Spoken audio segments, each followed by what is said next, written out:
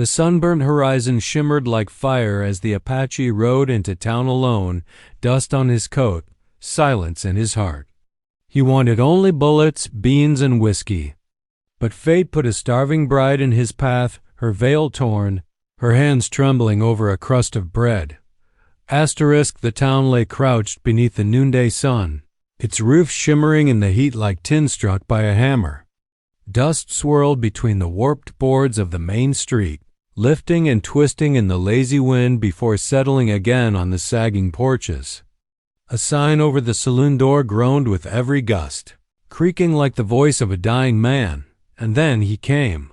The horse appeared first, a rangy bay with ribs showing faintly through its hide, its hooves dragging but steady. The rider sat tall and silent in the saddle, back straight, eyes hidden beneath the brim of a weathered hat. A Winchester rested across his lap, not brandished, but easy at hand. He wore no badge, no spurs, no sign of belonging to any man but himself. Whispers began before the horse stopped moving. "That's him," a woman muttered, drying her child close. "Apache," a ranch hand spat into the dirt. "Thought they ran his kind out of here years ago." The rider's gaze slid over them like a knife across bone. He said nothing, made no move, just nudged his horse onward down the street. The silence that trailed him was heavier than words. Every step echoed. Clop, clop. Boards rattled under the horse's weight.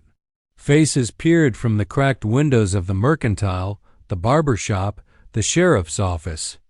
Suspicion in some eyes, fear in others, hate in a few. Yet none dared step into his path. His name was Black Wolf. At least, that was what he had been called once, first by the cavalry that hunted his people, then by the cowhands who spun stories of his marksmanship around campfires.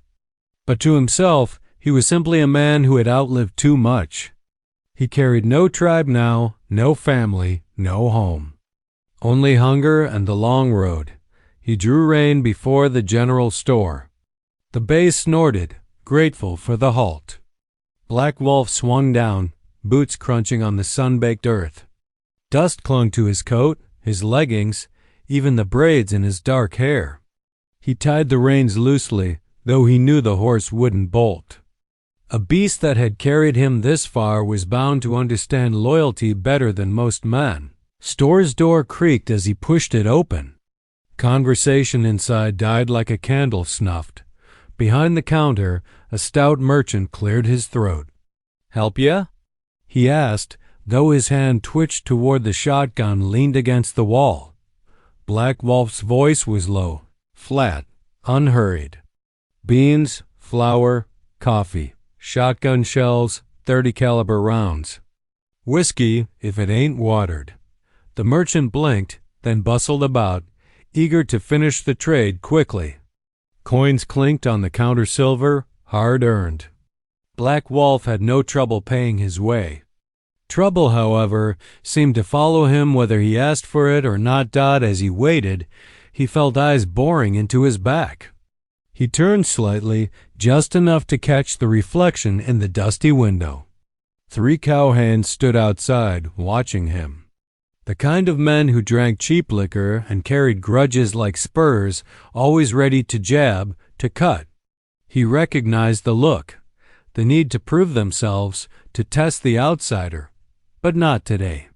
He had no quarrel with them, not unless they forced one on him. He gathered his supplies in silence, slipping the whiskey bottle into his saddlebag. The merchant counted the coins twice before sweeping them away, muttering something under his breath. Black Wolf caught only one word, savage. He let it pass. Words, after all, left no wound unless followed by steel. When he stepped back onto the porch, the heat hit him like a wall. The cowhands had drifted closer, smirks on their sun-cracked faces. One spat tobacco near his boot. "You ain't welcome here, Apache," the tallest sneered. Black Wolf adjusted the strap on his saddlebag, eyes never leaving the man's face. "I ain't here for welcome." Something in his tone, calm as still water, sharp as broken glass, made the man hesitate. The smirk faltered. The silence stretched.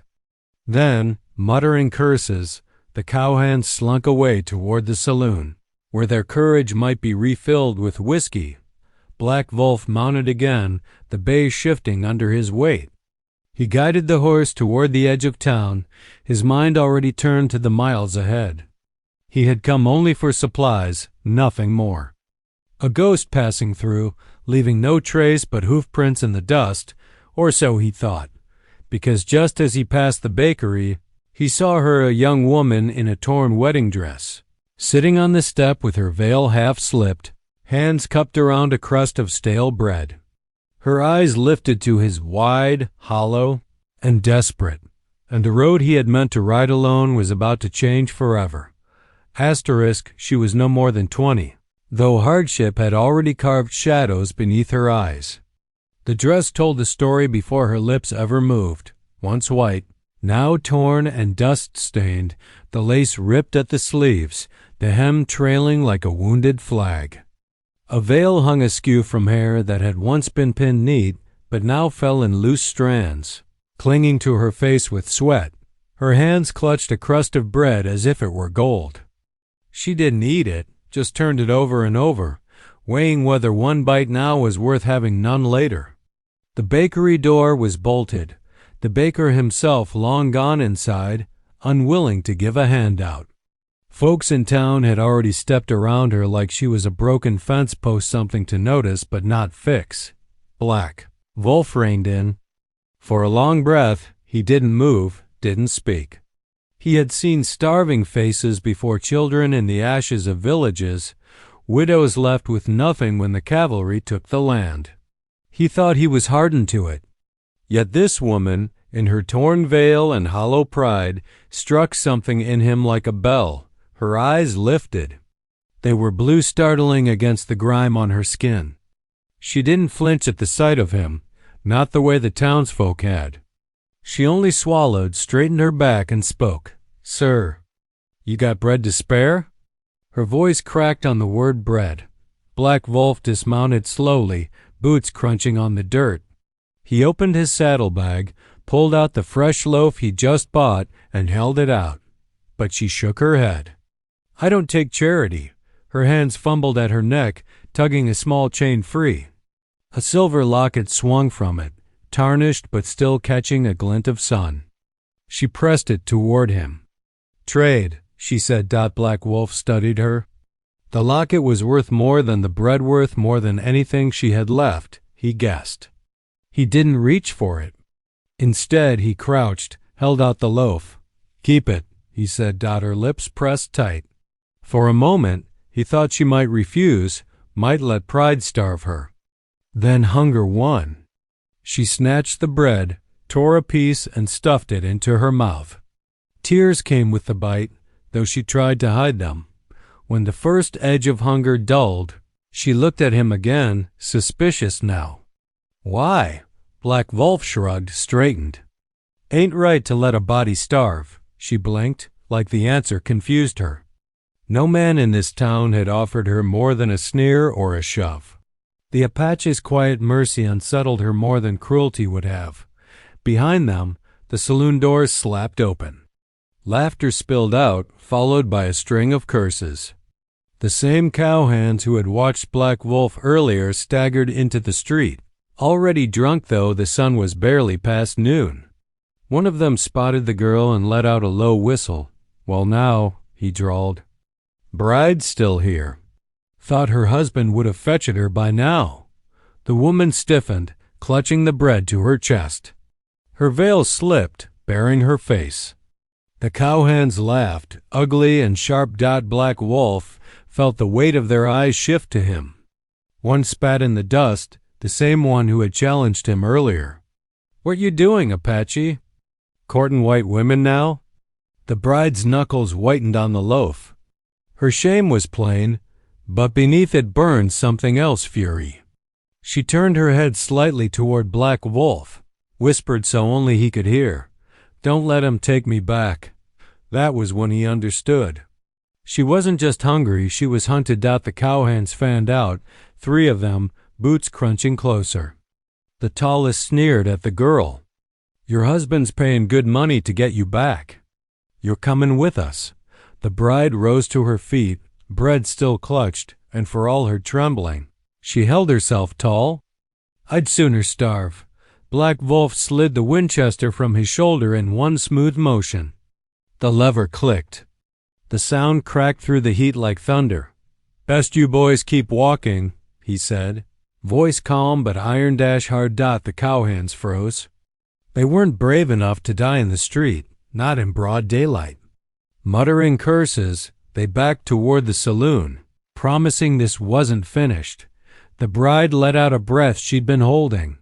For the first time, her eyes softened. "You don't even know my name," she whispered. Black Wolf holstered the rifle, swung into the saddle. "Don't need to. You're hungry." That's enough. But as he turned the bay toward the edge of town, he knew this wasn't the end. Not for her. Not for him, because a hungry woman in a torn wedding dress didn't beg in broad daylight unless she had nowhere left to run. The street had emptied after the cowhands slunk back to the saloon. Only the heat remained, shimmering off the boards, pressing down on the town like a hand on a throat. Black Wolf sat his horse in silence, but the girl in the torn wedding dress lingered where she stood, clutching the bread against her chest as though it were a newborn child. Her eyes blue, rimmed with red from hunger and fear, never left him. She stepped forward. The silver locket dangled again from her hand. "You should take it," she said, voice hoarse but steady. "For the bread." Black Wolf shook his head once. "Ain't hungry for silver." Her mouth tightened. Pride flared across her face like a last ember refusing to die. "Then I owe you," she said. "And I pay my debts." She pressed the locket into his palm before he could stop her. The chain was warm from her skin, delicate as spider silk, but the locket itself was heavy, etched with initials he didn't recognize. He closed his hand around it, studied her. "You got family here?" he asked. Her gaze slid away. "No? Husband?" At that, her jaw set hard. She spat the word like it was poison. "Not anymore." Black Wolf weighed the locket in his palm. He had seen women run before. Some ran from poverty, some from cruelty, some from the kind of men who called themselves husbands but treated wives like cattle. But he also knew running left trails, and trails always drew hunters. The girl saw the doubt in his face. "You don't believe me. I believe you're hungry," he said. "And hunted." Her hand shook, but she held his gaze. "Then you know enough." Black Wolf slipped the locket into his pocket without another word. He nudged the bay toward the edge of town, but she hurried after him, clutching her torn skirts, stumbling in the dust. "Wait!" He stopped, reined in. Her chest rose and fell fast, her voice breaking with desperation. "Take me with you." The words hung between them like smoke.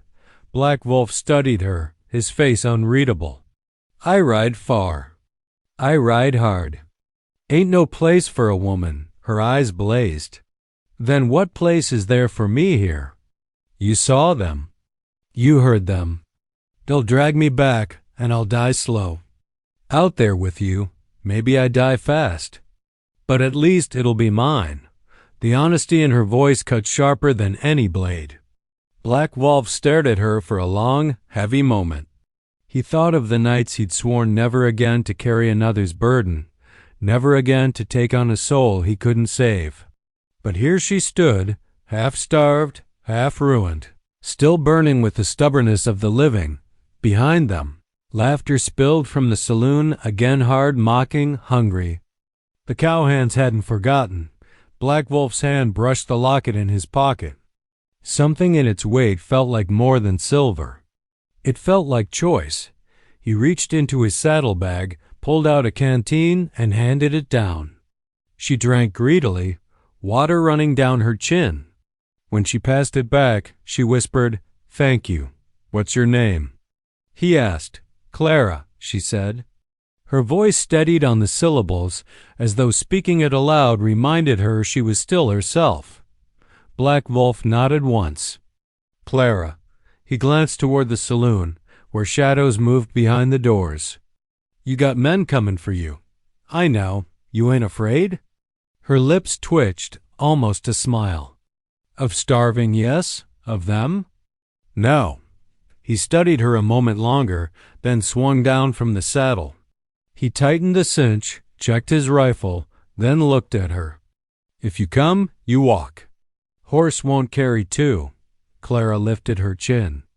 I'll walk. He mounted again and nudged the bay forward.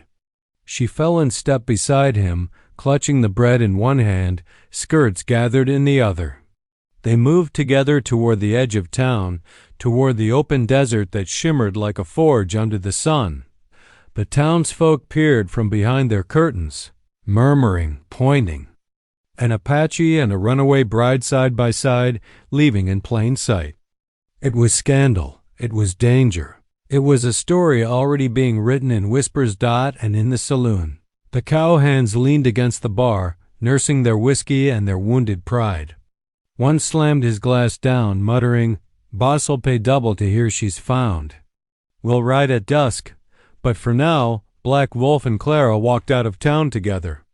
Neither spoke, yet something had shifted, an uneasy exchange not just of bread and silver, but of fate.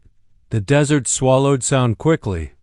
By the time Black Wolf and Clara reached the edge of town, only the squeak of saddle leather and the drag of her skirts in the dust followed them.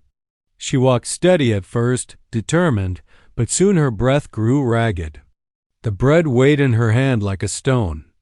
Still, she didn't complain. Black Wolf kept his eyes forward, scanning the horizon. To him, the earth was never still. Every ripple in the sand, every circling hawk told a story. But tonight, his attention strayed back to the girl more than it should. She walked like someone too proud to admit she was close to falling. At last, he reined in. "Mount up," he said. Clara blinked, sweat glistening on her brow. "You said—" "I said horse won't carry two." "Not far. But it'll carry you till sundown." She hesitated, pride sparring with exhaustion. Then she climbed into the saddle, clutching the horn with trembling hands. Black Wolf led the bay by the reins, his long stride eating the ground. By dusk, the desert bled orange. They stopped at a dry wash where brittle sage clung stubbornly to the earth. Black Wolf unpacked beans and flour, setting a small fire. Clara sat cross-legged, veil discarded, her hair spilling around her face in dark tangles. The silence stretched. Finally, she asked, "You don't talk much, do you?" Black Wolf shrugged. "Words weigh more than bullets. Best not waste 'em." Her lips twitched at that. She held the locket chain in her fingers, turning the silver over. "You kept it," she murmured. "Debt's paid," he said. Clara studied him through the firelight. "Then why haven't you sent me on my way?" Black Wolf didn't answer right off. He stirred the beans, watching the steam curl into the fading sky. "Finally," he said, "town ain't safe for you." Men there got coin in their eyes. Her face paled. "They told you?" He gave a single nod. "Saloon keeper. Said a rancher out east bought himself a bride. Paid her daddy for her hand." "You ran." Clara's jaw clenched, her fingers curling tight around the locket. "He didn't buy me," she hissed. "He bought a prisoner. Thought he could own me like he owns his cattle." Her voice cracked, then steadied with iron. "I'd rather starve in the dirt than lie in that man's bed." Black Wolf met her eyes across the fire. For a heartbeat, he saw not a starving runaway, but the echo of his own people, forced, driven, stripped of choice. He looked away, back to the beans. "You're hunted," he said simply. "Ranchers' money'll draw men like buzzards." "They won't stop." Clara's throat bobbed as she swallowed. "Then neither will I." For a while, the only sound was the pop of the fire. Coyotes howled in the distance, thin and hungry. When the meal was done, Clara ate with quiet dignity, though she scraped the tin clean. Hunger still gnawed at her, but she tried to hide it. Black Wolf noticed anyway. He'd seen soldiers try the same trick pretending to be full so no one would know how empty they were inside. Later, as the stars broke wide across the sky, Clara curled beneath the veil she had once worn with pride.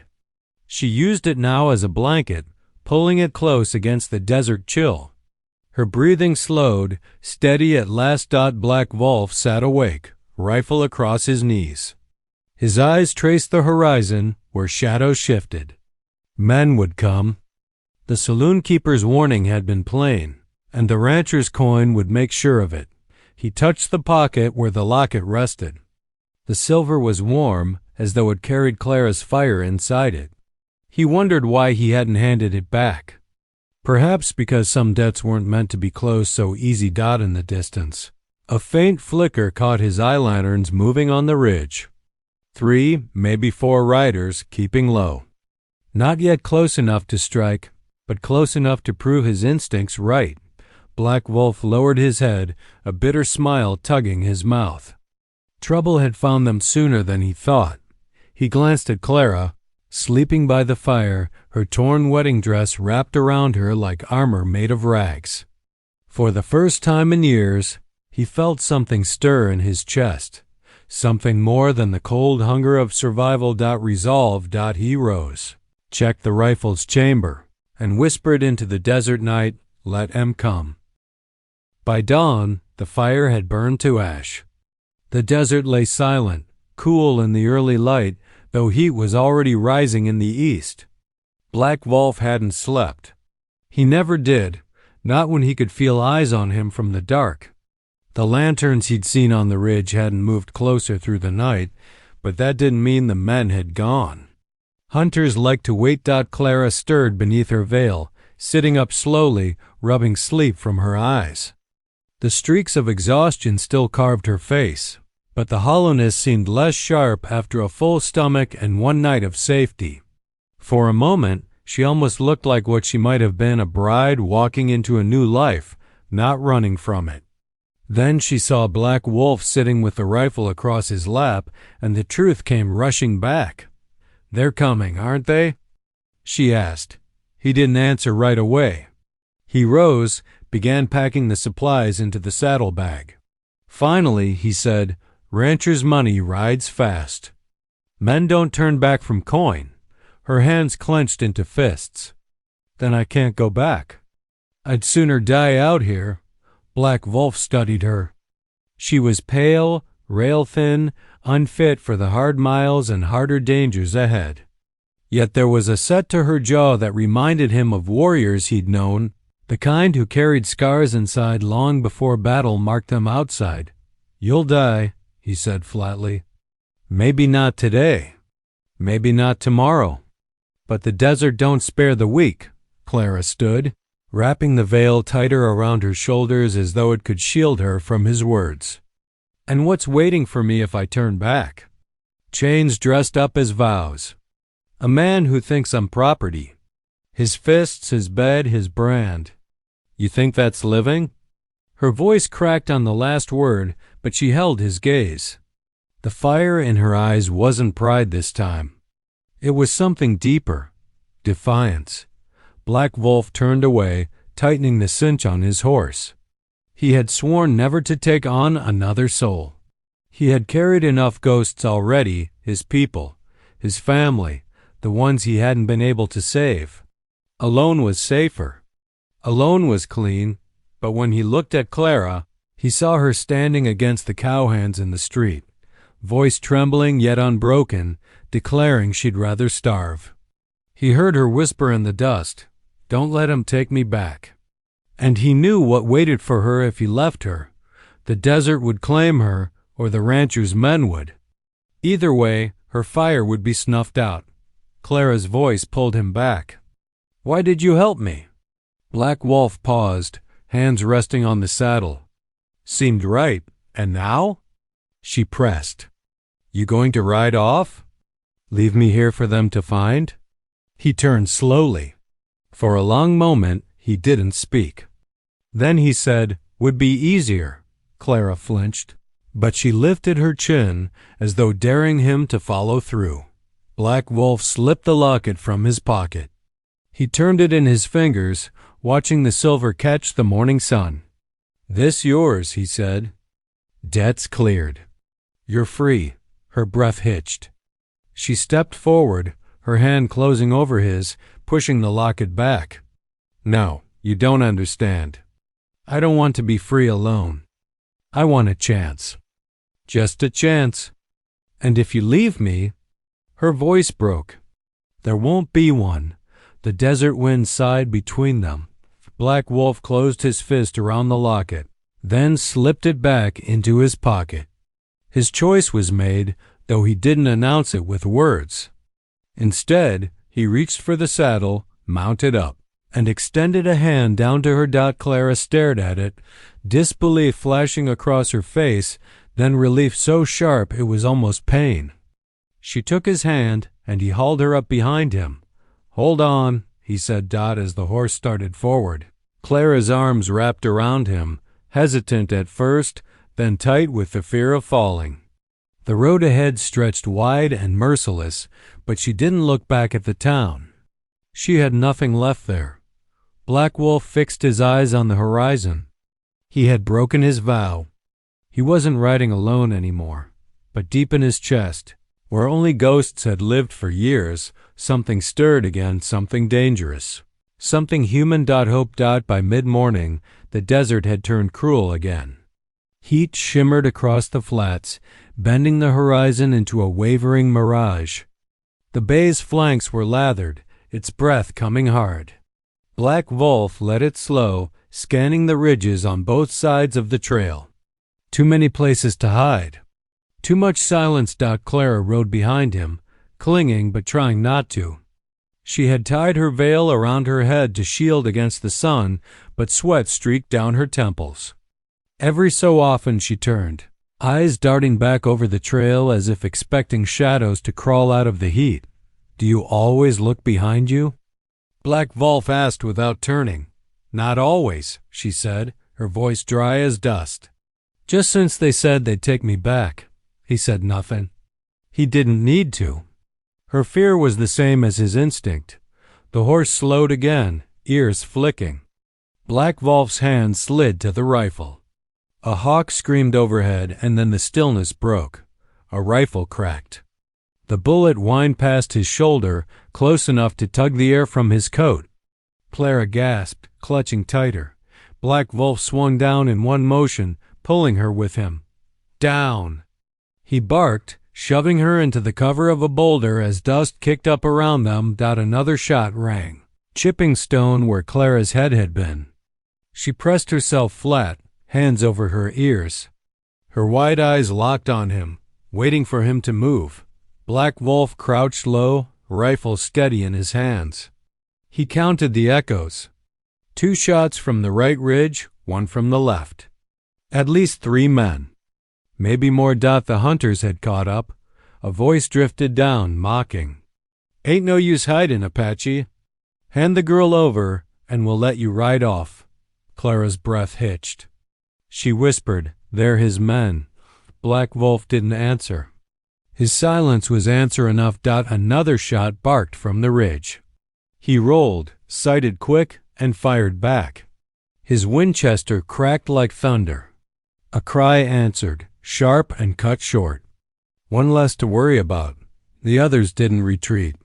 Instead, they whooped, spurring their horses down the slope. Dust rose like a storm cloud as they charged. Black Wolf grabbed Clara's wrist. "Run when I tell you." Her face drained of color. "Run where?" "Forward," he said. Always forward. The first rider broke through the dust, revolver spitting fire. Black Wolf dropped to one knee, leveled, and shot him clean out of the saddle. The man hit the dirt hard, body tumbling under his horse's hooves. The second rider closed in fast, swinging a lariat. The rope whistled through the air, aimed for Clara. She screamed, ducking back. Black Wolf lunged forward, grabbed the rope mid-swing, yanked hard. The rider toppled sideways, Crashing into the dirt with a sickening thud. Clara scrambled to her feet, eyes wide, staring at the fallen man. His revolver lay inches from her. "Pick it up." Black Wolf shouted. She froze. Her hands trembled. "Clara!" She snatched the revolver just as another rider burst through the dust, pistol raised. Clara lifted the gun with both hands, arms shaking. She squeezed the trigger. The shot went wild but close enough. The rider flinched, his bullet flying high. Black Wolf seized the opening and dropped him with a clean shot. Silence fell heavy after the echoes faded. The bay horse stamped nervously, ears pinned, but the fight was over. 4 riders had come. None were left standing. Clara's chest heaved, the revolver slipping from her hands as though it burned her. She stared at it in the dust, then at Black Wolf. "I missed." "You scared him," Black Wolf said, reloading with calm precision. "That's enough." Her eyes shimmered with something between relief and horror. She wiped her mouth with the back of her hand, smearing dust and sweat. Black Wolf scanned the ridges again. "There'll be more. Men like that don't ride alone. Rancher's coin will bring a whole pack." Clara shivered, pulling the veil tighter around her shoulders. "Then what do we do?" He slung the rifle, mounted the bay, and held out a hand. "We keep moving. Forward." She hesitated only a heartbeat before gripping his hand and climbing up behind him again. The trail stretched wide and merciless ahead, but the choice was already made. Neither of them could turn back now. As the horse carried them onward, Clara whispered, almost to herself, "I didn't think I could pull the trigger." Black Wolf's voice was low, steady. "Now you know you can." The desert wind rose, carrying away the smoke and blood, leaving only the truth between them. They were no longer just surviving side by side. They were fighting together. By nightfall, they had put miles between themselves and the ridge. The desert gave way to broken ground, scattered with mesquite and low scrub. Black Wolf chose a hollow sheltered by rocks where the fire would burn unseen from a distance. He built it small, careful, feeding it with twigs that snapped quiet in his hands. Clara sat across from him, her veil now a ragged scarf, her face drawn but steady. Her hands shook when she tried to hold the tin cup, though whether from hunger, exhaustion, or what she'd done that morning, Black Wolf couldn't say. She broke the silence first. "I thought killing a man would feel different." Black Wolf glanced up from the beans simmering over the fire. "You didn't kill him." Her eyes flicked to him, searching. "But I tried. I wanted to." She pressed her hands to her face, voice muffled. "And when I pulled the trigger, I wasn't thinking about missing. I was thinking about what he'd do if I didn't." Black Wolf stirred the pot slowly, letting the fire pop. "Finally," he said, "ain't the bullet that changes you. It's the choice." Clara lowered her hands. The firelight caught the tracks of tears on her cheeks. "And what about you? How many choices have you made?"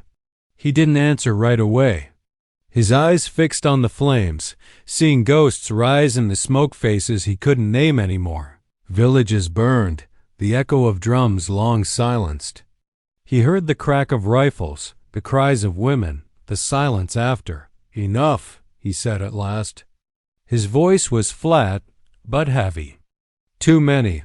Clara watched him, her breath catching as if she could glimpse the weight he carried, but not its shape. "Is that why you ride alone?" Black Wolf's jaw tightened. He ladled beans into her cup, handed it across the fire. "Eat," she accepted, though her gaze lingered on him as she blew on the steaming food. She ate in silence for a while, savoring every bite like it was the first real meal she'd had in months. When the tin was scraped clean, she set it down and reached into her dress, pulling out the chain with the locket still hanging from it. "I thought I gave this to you," she said. "You did. Then why'd you give it back?" Black Wolf's hand went to his pocket instinctively, where the locket's weight had rested since morning. He hadn't noticed until now that he'd slipped it back into her dress when he lifted her onto the horse after the fight. Maybe it had been deliberate. Maybe not. He said nothing. Clara opened the locket. Inside was a small, faded photograph of a younger version of herself, smiling stiffly beside an older woman, her mother, perhaps. The opposite side was empty. She stared at it, thumb brushing the frame. "My ma gave me this," she said softly. "Said it'd keep me safe. But when she died, my daddy traded me off for a herd of cattle and a pocket of coins." Her voice broke, though her eyes stayed hard. "That locket didn't keep me safe then. The fire snapped between them. Still kept you alive," Black Wolf said. Her laugh was bitter. "For what? To end up begging in the street, running from a man who'll never stop hunting me?" He leaned back against the rock, the rifle across his knees. "Running kept you breathing." "That's enough for now." Clara shook her head, staring into the flames. "I don't want to just breathe. I want to live." Her eyes lifted to him, searching again. "You've lost people, haven't you?" The question hit harder than a bullet. Black Wolf looked away, jaw clenched. "Everyone." Clara's expression softened. For a long time she said nothing. Then she reached across the fire, her fingers brushing his hand before she pulled back, uncertain. "Then maybe we ain't so different." The fire burned low. Coyotes howled in the distance. Above them, the stars stretched wide and endless. A sky too big for two small figures huddled around a flicker of flame. For the first time in years, Black Wolf let the silence sit between him and another soul without feeling the need to break it. And for the first time, Clara slept without clutching her veil for warmth, her locket resting in her palm, the chain glinting in the firelight. Black Wolf stayed awake, rifle steady, eyes on the darkness. But inside, something shifted. Not trust, not yet. Something smaller, quieter. Possibility. Dawn painted the desert in red and gold, a new sun rising over old scars.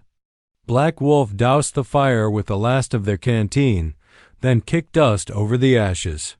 He had left no trace of his people once before, and he would leave none here. Trails were invitations, and men with coin were still following. Clara stirred, blinking against the light. She pulled her veil tighter, as if it might shield her from the day. For a moment she looked fragile again, a runaway bride lost in the wasteland. But when she rose, brushing dirt from her torn dress, there was steel beneath the weariness. "Where do we go now?" she asked. Black Wolf tightened the saddle straps, his motions precise, deliberate. He didn't answer right away. He had no map, no destination. His life had been nothing but forward one horizon after another, never looking back, but he wasn't alone anymore. He mounted, then offered his hand down. Clara hesitated, her blue eyes searching his face as though weighing whether to trust him again. Then she gripped his hand and swung up behind him. The bay started forward, hooves striking the hardpan. The desert stretched wide before them, endless and merciless. Behind them, the horizon was empty, but Black Wolf's instincts told him the hunters weren't far. Men like that didn't give up. Clara's voice was soft against his back. "You could still leave me. Would be easier." Black Wolf said nothing. His silence had become its own kind of answer. They rode until the sun was high, stopping by a dry arroyo where a trickle of water still clung beneath the stones. Clara knelt to drink, cupping her hands, while Black Wolf scanned the ridges. No riders, not yet. She sat back watching him. "Why are you helping me?" she asked again, her tone less demanding this time, more searching. Black Wolf rested his rifle across his knees. "Because you asked." Her lips parted, then closed. She shook her head slowly, as if the answer made no sense, and yet, maybe it was the only one that did. The wind shifted. A hawk circled overhead. Black Wolf's eyes narrowed. He had learned to read the desert's language. Silence too heavy, air too still. Trouble was near. Sure enough, a glint of sunlight off steel flashed on the ridge. Riders. 4, maybe 5 this time. More would follow. Clara saw it too. Her hands clenched around the locket at her throat. They'll never stop, will they? Black Wolf chambered around, the sound sharp in the stillness. No, not while the rancher breathes. Clara's eyes hardened. Then we go to him.